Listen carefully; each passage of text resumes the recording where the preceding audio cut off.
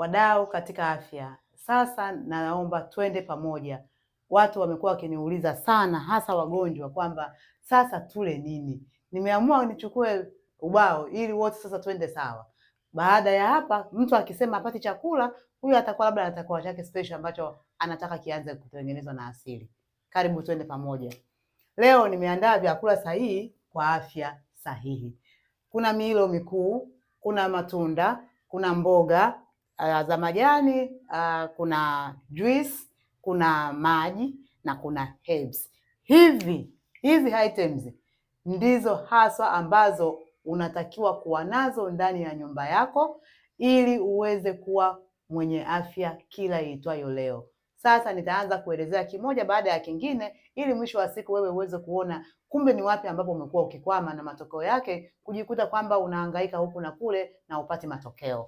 Kwenye milo mikuu tuna mtama mweupe, tuna mchele mweusi, tuna ndizi bokoboko, tuna magimbi, tuna ming'oko, tuna viazi vikuu, tuna quinoa, tuna amaranth, tuna ndizi kitarasa, tuna makande na tuna vyakula vingi vya kiasili ambavyo kama mimi sivifahamu kwa Kiswahili na vifahamu kwa kilugha chetu, basi vyakula hivyo ni vyakula ambavyo ni sahihi.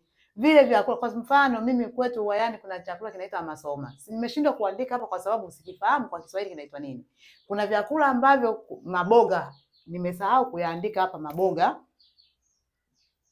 maboga. Kwa hiyo vyakula ni vingi. Vyakula ni vingi ndugu zangu. Vyakula hivi ukiangalia kwa wiki tuna siku 7. Tuna chakula 1, 2, 3, 4, 5, 6, 7, 8, 9, 10, 11.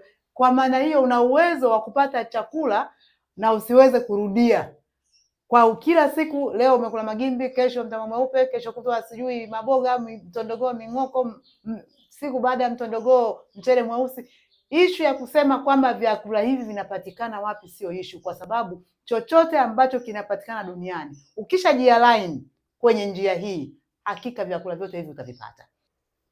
Nimemaliza kuelezea baadhi ya vyakula utakavyovipata kwenye milo mikuu. Sasa tunaenda kwenye kipengele cha matunda, kwa sababu matunda yako mengi, lakini matunda ninayokushauri mimi kwa uelewa wangu na kwa uzoefu wangu, upata matunda ambayo yanapatikana kwa msimu na matunda hayo yawe na mbegu. Matunda ya msimu na yawe yenye mbegu. Tuna maparachichi, tuna mapera, tuna embe za msimu na kuna embe za asili. Embe za msimu na embe za asili. Tuna mapeas, yapo mapeasi kule Iringa yanalimwa. Tuna apples zile za asili ambazo mara nyingi zinapatikana ndani Iringa na mkoa wa Tanga. Na sasa hivi ni msimu wake. Mwezi huu wa pili ni msimu wake. Tuna maparachichi, tuna matango. Kuna matango ya asili na kuna matango ya kisasa. Nyote mnajua. Mapapai, yapo mapapai ya asili, yapo mapapai ya kisasa. Lakini tuna ndizi kisukari, ndizi sukari, vile vindizi vidogo. Kuna hizi ndizi za kisasa ambazo zinaivishwa kwa mionzi. Epuka gharama ya mionzi kwa gharama yoyote ile. Tuna zabibu, tuna mastaferi, tuna fenesi, tuna matopetope, tuna zaituni, tuna matunda mengi ambayo kwa mimi, kwa kabila letu, kuna enziru, kuna embafu, kuna emo, kuna ebigungu, kuna entuntunu. So kila mtu kwenye mkoa wake. Kuna ubuyu, nimesahau kuandika, lakini kila mtu anajua kwamba ubuyu ni tunda zuri sana. Matunda ya msimu ndiyo matunda na yenye mbegu ndiyo matunda ambayo ukila mwili unajua hiki ni chakula, lakini kwa sababu tunakula kwa sababu ya mazoea, tuko hapo. Tumemaliza kuelezea matunda, sasa tunakuja kwenye kipengele cha mboga. Mboga, kuna mboga za majani na kuna mboga jamii ya kunde. Hapa katika mboga za majani tunarudi pale pale, ni mboga ambazo ni asili. Mboga ambayo hata bila mkono wako bado ukirusha mbegu yake pale inaweza kuendelea kuregenerate, ina uwezo wa kuendelea kustawi. Tuna mchicha bwasi, tuna matembele, tuna cabbage nyekundu, purple cabbage, tuna majani ya maboga, lakini tuna mnavu, tuna bamia, tuna nyanya chungu zile zenye uchungu, bamia zile ambazo zina kama manyoya, ngozi yake iko rafu, sio zile ambazo ziko soft. Tuna bilinganya zile za asili ndogo, sio bilinganya ambazo za kisasa. Tuna maharage meupe, katika jamii ya mikunde kunde. Tuna maharage meupe, tuna choroko, tuna dengu, tuna njegere, tuna kunde, tuna uyoga wa asili, uyoga ambao unapatikana kipindi cha msimu, sana sana mikoa ya kusini. Kipindi cha mvua wanakuwa na uyoga wa kila aina, na kadri ambavyo uyoga unatofautiana rangi ndivyo ambavyo unatofautiana madini. Watu wengi wamekuwa na mentality ya kwamba kuna uyoga sumu. Uyoga sumu hautaukuta sokoni, ni watu wanakwenda huko kutafuta na matokeo yake wanapata madhara. Ninakuhakikishia kipindi cha msimu wa uyoga, fanya kununua uyoga wa kutosha, uandae, uoshe vizuri ukiwa bado ni mbichi, paki kwenye makontaina, weka kwenye freezer, utapata uyoga wa kula mwaka mzima. Wakati huo huo tukimaliza maboga sasa, tunakwenda kwenye chakula chetu pendwa ambacho ni juice. Juisi kuna aina mbili, kuna au utengeneze green juice au juisi ya kawaida ya matunda peke yake, because juisi maana yake ni umeichuja. Chochote ambacho umetengeneza, kama ni majani umeyachuja, kama ni matunda umeyachuja, kilichotokea pale ni juisi. Au smoothie. Smoothie maana yake kama ni umetengeneza ya majani au umetengeneza ya matunda, hautachuja. Nianzie kwenye kutengeneza green juice. Green juice inatokana na majani yote ambayo yanaliwa. Yanaliwa na nani? Yanaliwa na wanyama, yanaliwa na wadudu, yanaliwa na ndege. Ukikuta kuna mdudu amekula jani fulani, wewe uhitaji kujua kama jani hilo ni sumu au sio sumu. Moja kwa moja jibu ni kwamba hilo jani sio sumu. Usisubiri ndege yale jani ambayo ni kuku, alafu wewe uje kula kupata yale madini ya lile jani kupitia kwenye kuku. Usisubiri ng'ombe yale majani, wewe badala ya kula yale majani unasubiri ng'ombe yale, alafu uje kumla ng'ombe eti ndio upate ile protein. Wale ndugu zangu, tunakula nyama kwa ajili ya kupata protein. Protein inapatikana nyingi kwenye majani na kwenye nuts. Sasa wewe badala ya kula majani direct, unasubiri mnyama yale ambaye alikula kwa ajili yake yeye mwenyewe, alafu wewe ndio unataka upate ile protein kutoka kwenye huyo mnyama. Tumekuwa tukidanganywa parefu. Sasa hivi tumejua siri. Anza kula majani kwa mfumo wa green juice. Kwa mfano, unaweza ukachukua majani matatu ambayo bado ni machanga ya mwembe, ukachukua majani matatu ya mashona nguo ya hizo shoots, alafu ukachukua matatu ya mpera, ukaosha vizuri, ukakatakata, ukaweka maji, ukablend, ukapata ile green juice. Yawezekana unataka testi nyingine, ukaongeza tangawizi, ukaweka tende zako kama 4-3, ukaweka iriki, ukablend pamoja, ukachuja, ukapata tiba lishe nzuri na ambayo itafanya circulation kwenye mwili wako iwe juu, na matokeo yake tatizo lako la magonjwa ulionayo liweze kuondoka. Issue ya smoothie, unaweza ukachukua matunda labda moja au aina moja au mbili. Let's say umechukua labda ni parachichi, umechukua na embe na umechukua na majani. Kama ni embe, ndugu zangu, liwe ni embe moja, na kama ni parachichi ni moja, na kuhakikishia juisi utakayo, na usije ukaongeza tena tende hapo au ukaongeza tena sukari. Juisi utakayoipata hapo si chini ya glasi 5 mpaka 6. Imagine embe moja mmekula watu 6 na parachichi moja mmekula watu 6. Hiyo haiwezi kufanya kama una tatizo la sukari ikaspike, haiwezi kufanya kama una tatizo la pressure ikatengeneza sukari nyingi ambayo baadaye mwili unaenda kubadilisha kama mafuta ikaenda kuziba kwenye mishipa yako. Tunapata matatizo ya hizo juice nao tunakatazwa, ni kweli, kwa sababu unakuta mtu anatengeneza smoothie ya embe, ametengeneza maembe 10 na baada ameongeza sukari, anasema ni smoothie ya embe. Hiyo haikubaliki, unatengeneza tatizo. Lakini kama utachukua embe moja, parachichi moja, au umechukua tango moja, parachichi moja na mboga zako ya majani, ukablend vizuri, ukaweka tangawizi yako, hiyo ni smoothie ambayo wote mtakao shiriki chakula hicho hakika mtapata kuwa na afya njema. Sasa tunaingia kwenye kipengele cha maji. Maji ni muhimu sana kwa mtu yoyote, ni mgonjwa sio mgonjwa, maji ndio yanayopelekea hizo sumu ambazo watu wamekuwa wakipimwa kwamba wewe una sumu nyingi mwilini, wewe figo inashindwa kuchuja, wewe sijui una shida gani.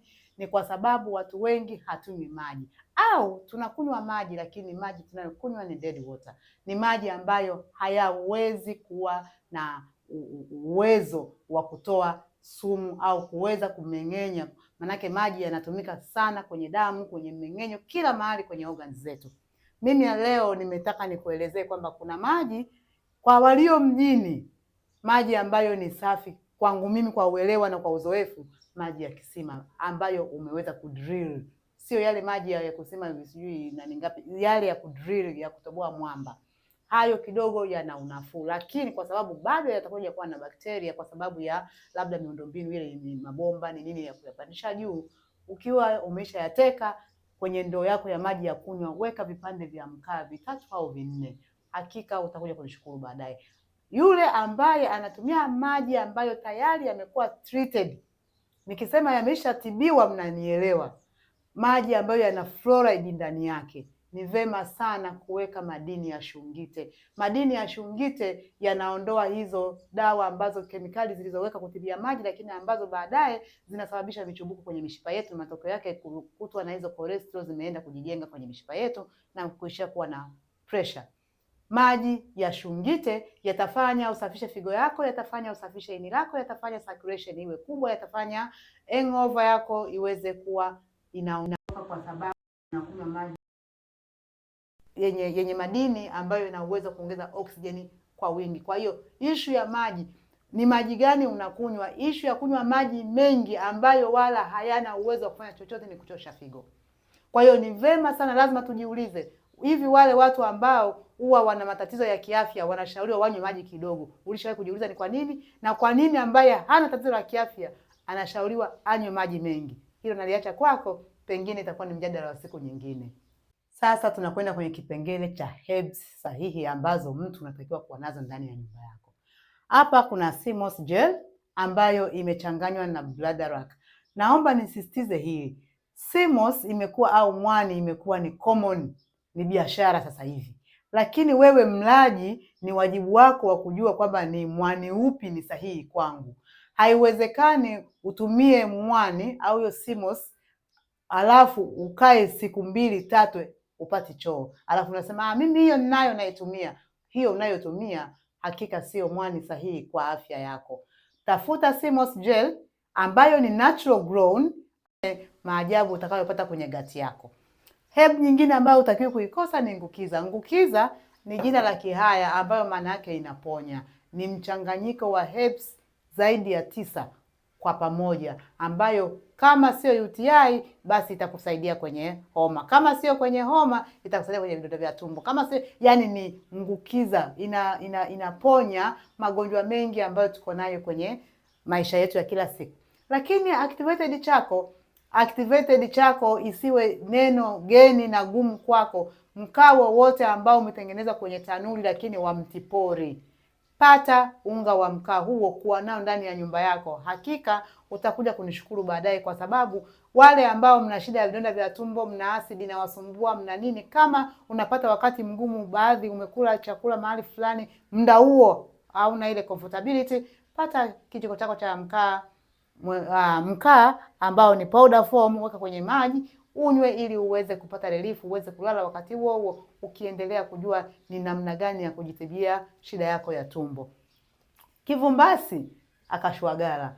Wengi tunajua akashwagala, wengi tunakijua kivumbasi kwa ajili ya matatizo ya tumbo. Magonjwa yote yanaanzia tumboni, ukiondoa ajali na magonjwa mengine. So kivumbasi ni dawa ambayo sio kukosa ndani ya nyumba yako. Tubariki sana sisi kuwa na hii bahari, na chumvi inapatikana kwa wepesi sana, lakini kwa sababu ya kutokujua tunaichukulia kawaida, tunaenda kutafuta zile ambazo ni iodine edible. That iodine wameadd ndio ambayo kidogo inatuletea shida baada ya kuwa tumepata pressure. So mimi na prefer ndani ya nyumba zetu tuwe na chumvi ya mawe. Lakini hapa nimeandika kama tunatakiwa kuwa na bitter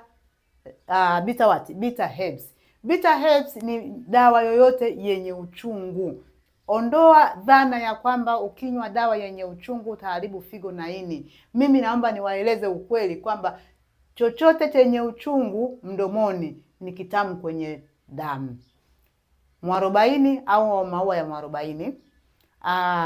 Tuna nini? Tuna hii wanayokula sungura. Wanakula sungura, wanaita nini? Dandelion. Tuna herbs nyingi, kwa mfano kama mizizi ya mkunde. Tuna aloe vera, lakini aloe vera of course ikiwa imeandaliwa na vitu vingine. Wewe hivyo vitu unatakiwa uvijue, na hakika vitakuondoa na kukufanya uwe huru, kwa sababu ukiujua ukweli hakika utakuwa huru. So tunaingia kwenye sasa kipengele cha nuts and the seeds. Karanga na mbegu. Of course zote ni mbegu, lakini basi ni mbwembwe za hii dunia. Kwenye nuts ambazo ni natural, nature made. If nature made, take it. Kama nature haijatengeneza, kwepa, epuka. Tumekuwa tukila karanga ambazo sio sahihi, lakini basi ndio hivyo. Hapa tuna kweme, macadamia, tuna pistachio nuts, tuna tiger nuts, tuna hazelnuts, tuna black pumpkin seed nuts. Hizi ni kwa mfano kweme zinapatikana sana kanda ya kaskazini, alafu mbegu za maboga nyeusi zinapatikana sana mikoa ya kusini. Lakini kwa sasa ukizitafuta wanaweza kuzipata. Katika issue ya seeds tuna sesame seeds ambazo ni ufuta, mbegu za ufuta, lakini tuna hemp seeds. Hemp ni mimea ambayo ni jamii ni jamii, kwa hiyo kuna tofauti kati ya hemp na marijuana. So tafuta hiyo hemp ili uweze kutengeneza maziwa, ili uweze kuwa unatengeneza maziwa ya hizi nuts au hizi seeds. Ndiyo maziwa sahihi kwa wale ambao tumeaminishwa kwenye maziwa kuna protein. Protein sahihi iko kwenye seeds and nuts. Tuna chia seeds. Wengi mnajua chia seeds mmekuwa mkishauriwa kuitumia kwa ajili ya magonjwa. Sasa my bonus tip. Niliwaahidi na natekeleza. Bonus yangu kwenu wale ambao ni wanafunzi wangu na wale ambao hakika wanataka kubadilika ni namna gani ya kupata au kuandaa balanced diet ya asili. Balanced diet unatakiwa ule majani, ufuate shina, upate mizizi kwa siku. Kwa hiyo unapokunywa green juice, ukanywa au smoothie, umekula upande wa majani wa juu. Unapokuja kwenye trunk ni zile hebo, kwa mfano cinnamon, umeona ni kwa mfano umepata hiyo ni shina. Unapokuja kwenye roots au ni maboga au ni not mtama, ni magimbi au ni viazi vikuu au ni ming'oko, tayari siku hiyo umesha balance diet, kula kisha jipangia hivyo. Utashangaa kama ilikuwa ni unene unakusumbua utaanza. Na sio kwamba umefanya diet unakula, lakini kwa sababu unakula vyakula katika mpangilio ambao mwili unatambua. Unakula mara nyingi ndio chanzo cha magonjwa mengi na kufanya digestive system yako kuwa weak. Na weakness of the guts inapelekea viungo vyote kushindwa kufanya kazi accordingly. Ndugu, nitakuwa nikitoa madarasa haya na masomo haya, endelea kushare, subscribe, lakini wakati huo toa comment ili mwisho wa siku tuweze kupata uelewa wa pamoja na hatimaye tuweze kuondokana na magonjwa, kwa maana kuishi bila magonjwa hakika inawezekana.